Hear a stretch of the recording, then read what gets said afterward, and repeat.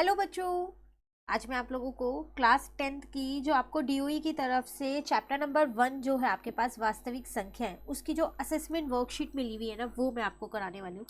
जैसे कि आप लोगों को पता है कि जो ये वर्कशीट है एक तरीके से आपकी रिवीजन वर्कशीट है। अगर आपने चैप्टर पूरा आपको आता है या फिर अब आपने दोबारा एक बार रिवाइज कर लिया है तो आप इस वर्कशीट को करके देख लीजिए, आपको पता चल जाएगा कि कितना चैप्टर आपको आता है और इसके साथ साथ आपकी वर्कशीट भी रिवाइज हो जाएगी, है ना। तो चलिए हम भी जल्दी से यहाँ पर एक बार वर्कशीट देख लेते हैं। तो अगर मैं आपको स्टार्टिंग दिखाऊं वर्कशीट की तो 2 क्वेश्चन आपको एमसीक्यू की फॉर्म में दे रखे हैं। उसके बाद 3, 4, 5, 6 एंड 7 ये आपके पास क्या है, पूरे सॉल्व करने वाले हैं। एक तरीके से पूरा चैप्टर है ये इसी वर्कशीट में। जो जो मेन कंसेप्ट आपके उस चैप्टर नंबर 1 में है वो सारे आपको इस वर्कशीट में मिल जाएंगे। रिवीजन हो ही नहीं हुई एक तरीके से, तो आप बिल्कुल इन्हें एग्जाम में जाने से पहले इन वर्कशीट्स को करके जरूर जाइएगा, ठीक है। चलिए शुरू करते हैं। फर्स्ट क्वेश्चन कह रहा है 135 और 225 का एचसीएफ है। आपको क्या करना है, इनका एचसीएफ निकालना है। तो एचसीएफ निकालने के लिए पहले इनके गुणनखंड पता होने चाहिए ना। तो 135 के अगर मैं यहाँ पर निकाल दूँ, देखूँ तो 135 जो है वो 3 की टेबल में 45 पे आता है। फिर दोबारा अभी ये 3 की टेबल में आ रहा है और 5 की में भी आ रहा है, तो पहले 5 की टेबल से भेज देते हैं 9, देन 3 3 जो और 3 1 जो हो जाएगा, ठीक है। उसी तरीके से 2 to 5 के देखूँ मैं यहाँ पर, तो ये भी आपके पास 3 की टेबल में 75 पे आ जाएगा। फिर ये 3 की टेबल में दोबारा जा रहा है 25 पे, देन 5 5 जो हो जाएगा और 5 1 जो हो जाएगा, ठीक है ना। एचसीएफ क्या होता है, जो दोनों में उभयनिष्ठ है, तो दोनों में एक तो 3 मिल जाएगा आपको उभयनिष्ठ, 5 मिल जाएगा, एक और 3 भी मिल जाएगा, उसके अलावा तो कुछ नहीं है।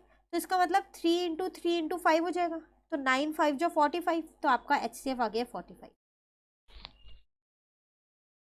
क्लियर। नेक्स्ट क्वेश्चन नंबर 2 में कह रहा है 840 को अभाज्य संख्याओं के गुणनफल के रूप में इस प्रकार व्यक्त किया जा सकता है।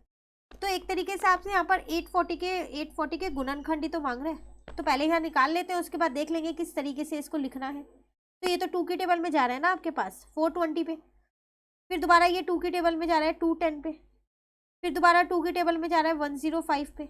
अब ये 2 की टेबल में नहीं जा रहा, 3 की टेबल में जा रहा है 35 पे। फिर ये कह सकती हूँ 5 7 जा एंड 7 1 जा, ठीक है। तो 2 जो है वो 3 बार लिखा हुआ है, 2 की पावर 3, 2 की घात 3 लिख सकती हूँ ना। 3 एक बार है, 5 एक बार है, 7 एक बार है। देख लो कौन सा ऑप्शन आपका मैच हो रहा है, सेकेंड वाला ऑप्शन मैच हो रहा है। क्लियर।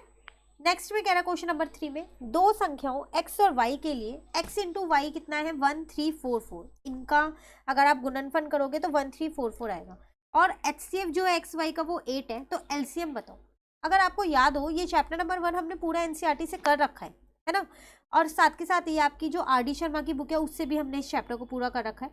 सबकी वीडियोस चैनल पे अपलोड है, एक सेपरेट प्लेलिस्ट बनी हुई है, आप वहाँ से कर सकते हैं। तो आपको याद हो तो हमने एक इनके एचसीएफ एलसीएम और जो ये आपके पास संख्याएं होती है इनके बीच में एक संबंध किया था। वो क्या था, HCF into LCM is equals to में एक्स इंटू वाई या ए इंटू बी। ये एक्स वाई और ए बी वो है जिन संख्याओं का आप एचसीएफ और एलसीएम निकालते हैं, ठीक है। एचसीएफ मुझे 8 दे रखा है, एलसीएम मुझे ज्ञात करना है। यहाँ एक्स इंटू वाई मुझे 1344 दे ही रखा है, तो एलसीएम निकल जाएगा कैसे, 1344 और इसको 8 को यहाँ नीचे ले आई, बस एलसीएम आ गया 168। क्लियर है, ये था क्वेश्चन नंबर 3 आपके पास। चलिए क्वेश्चन 4 पे आते हैं। कह रहे 404 और 96 का एचसीएफ और एलसीएम ज्ञात कीजिए और स्थापित कीजिए कि एचसीएफ इंटू एलसीएम जो है वो किसके बराबर है, दोनों दी गई संख्याओं के गुणनफल के बराबर है। अब पहले एचसीएफ भी आपको निकालना है, एलसीएम भी आपको निकालना है, उसके बाद ये संबंध की जांच भी करनी है। तो चलो 404 के पहले क्या करते हैं, गुणनखंड निकाल लेते हैं यहाँ जल्दी से। 2 की टेबल में आता है ये आपके पास, है ना। तो 2 की टेबल में ये 202 पे आता है, फिर 2 की टेबल में आता है ये 101 पे, फिर 101 किस पे आ जाएगा 1 पे। 96 की बात करूँ तो ये भी 2 की टेबल में ही आता है आपके पास 48 पे, फिर ये 2 की टेबल में आता है 24 पे, फिर ये 2 की टेबल में आता है 12 पे, फिर 2 की टेबल में आता है 6 पे, फिर 2 की टेबल में आता है 3 पे, देन 3 1 जा। तो अगर मैं अपने एचसीएफ की बात करूं, या ऐसा करते हैं पहले इनको ना इनके गुणनखंड यहाँ लिख लेते हैं। तो 404 के गुणनखंड मेरे पास आ गए 2 इंटू 2 इंटू 101। 96 के गुणनखंड मेरे पास आ गए यहाँ पर 2 इंटू 2 इंटू 2, 5 टाइम्स है तो मैं यहाँ 5 टाइम्स लिख रही हूँ और इंटू में 3। एचसीएफ में तो जो उभयनिष्ठ है वही वाला आता है, वही आता है ना, तो 2 दिख रहा है मुझे, एक 2 दिख रहा है ये, और तो कोई नहीं दिख रहा, तो 2 इंटू 2 हो जाएगा, तो HCF 4 आ गया। एलसीएम में क्या होता है, जो उभयनिष्ठ है उसको तो एक ही बार लिख देते हैं, तो ये 2 इंटू 2 एक बार लिख दिया, बाकी बची हुई संख्याएं एज इट इज लिख देते हैं। तो 101 इंटू 2 इंटू 2 इंटू 3 जो बचा था वो लिख दिया। इन सबको जब मैंने गुना किया तो मेरा 9696 आ गया। अब मुझे यहाँ पर ये भी बताना है कि HCF इंटू एलसीएम जो है वो इन दोनों संख्याओं के गुणनफल के बराबर है। तो चलो यहाँ लिखते हैं। तो HCF इंटू में एलसीएम इज इक्वल्स टू में A इंटू बी होता है, या X इंटू वाई आप कह सकते हो। तो ये 4 हो जाएगा, ये 9696 हो जाएगा। यहाँ पर आपके पास 404 इंटू 96 है, ठीक है। जब आप गुना करोगे ना तो दोनों में सेम आएगा, और ये सेम तभी आएगा जब आपने HCF और LCM सही निकाला होगा। क्लियर है? चलिए नेक्स्ट क्वेश्चन नंबर 5 पे आते हैं। कह रहे 3 लोग सुबह की सैर के लिए एक साथ बाहर निकले और उनके कदम की लंबाई क्रमशः 30, 36 और 40 सेंटीमीटर है। प्रत्येक को न्यूनतम कितनी दूरी तय करनी होगी कि सभी अपने पूर्ण कदमों में समान दूरी चले। देखो कह रहा है 3 लोग सैर पे निकले, उनके कदमों की दूरी बता दी कैसी कैसी, उनकी लंबाई बता दी कितनी कितनी है। कह रहा है न्यूनतम, वर्ड देख रहे हो न्यूनतम, जब भी ये वर्ड आ जाए ना तो समझ जाओ इसमें एलसीएम निकालना है, और जब भी अधिकतम आ जाए तो समझ जाओ आपको क्या निकालना है, HCF निकालना है। तो बहुत आसान है, अगर मैं 36 के गुणनखंड यहाँ पर लिख दूँ तो वो 3 इंटू 5 इंटू 2 हो जाएगा। 36 के गुणनखंड अगर मैं यहाँ पर लिख दूँ तो वो मेरे पास क्या हो जाएगा, 2 इंटू 3 इंटू में 2 इंटू 3 हो जाएगा, 6 इंटू 6 होता है ना। 40 के गुणनखंड में यहाँ पर देखूँ तो 2 इंटू 2 इंटू 2 8 इंटू 5 हो जाएगा। एलसीएम में क्या होता है, जो उभयनिष्ठ है उसको एक ही बार लिखते हैं, पहले वही सर्कल कर लेते हैं।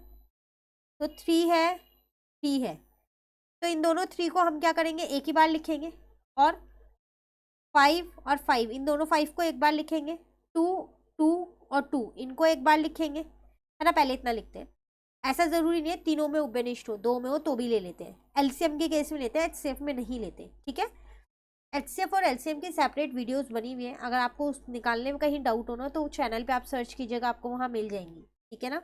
तो एक बार मैंने 3 का था आपसे, एक बार 5 का था, एक बार 2 का था। अब ध्यान से आगे देखो, ये 2 फिर उभयनिष्ठ है, इसको एक बार लिखेंगे, और ये 3 और 2 जो बच गया वो ऐसे टेस लिख दे। तो देखा जाए तो 3 बार 2 है, 2 बार 3 और 1 बार 5 है ना।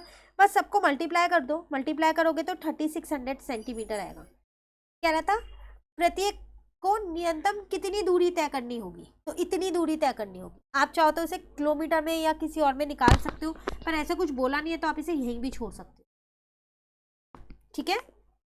चलिए नेक्स्ट क्वेश्चन 6 में क्या कह रहे हैं, सिद्ध कीजिए कि √5 एक अपरिमेय संख्या है। तो देखो जैसे कि अभी मैंने आप लोगों को थोड़ी देर पहले ही बताया था कि हमने ये वाला चैप्टर पूरा NCERT से कंप्लीट कर रखा है, साथ के साथ इस चैप्टर को हमने RD शर्मा से भी कर रखा है, वो भी लेटेस्ट एडिशन वाली। तो आप क्या करो, वहां से देखना, वहां मैंने आपको ये √5 वाला क्वेश्चन पूरा करवा रखा है, जो इसकी स्टेटमेंट है वो पूरी लिखवा रखी है और अच्छे से एक्सप्लेन कर रखा है। तो दोनों की प्लेलिस्ट बनी हुई है, आप वहां से कर सकते हैं। ना मिले या कोई दिक्कत हो तो आप मुझसे कमेंट करके पूछ सकते हैं, तो इसका सोल्यूशन आपको वहां से मिल जाएगा। सेम ऐसी क्वेश्चन 7 का भी आपको वहीं से मिलेगा। कह रहा है आपसे दिया है कि √2 अपरिमेय संख्या है, तो सिद्ध कीजिए कि 5 + 3 √2 एक अपरिमेय संख्या है। तो ये वाला भी हमने वहीं पर ही कर रखा है, तो आपको NCERT प्लस RD शर्मा की बुक से ये भी मिल जाएगा। दोनों क्वेश्चंस आप वहां से कर सकते हैं, कोई भी दिक्कत लगे मुझसे पूछ सकते हैं। इसी के साथ हमारी आज की वर्कशीट कंप्लीट होती है, चैप्टर 1 की असेसमेंट वर्कशीट, और चैप्टर की असेसमेंट वर्कशीट चैनल पे अपलोड है। जिनके अपलोड नहीं है वो आपको जल्द ही मिल जाएंगी, आप इन्हें करके ज़रूर जाइएगा।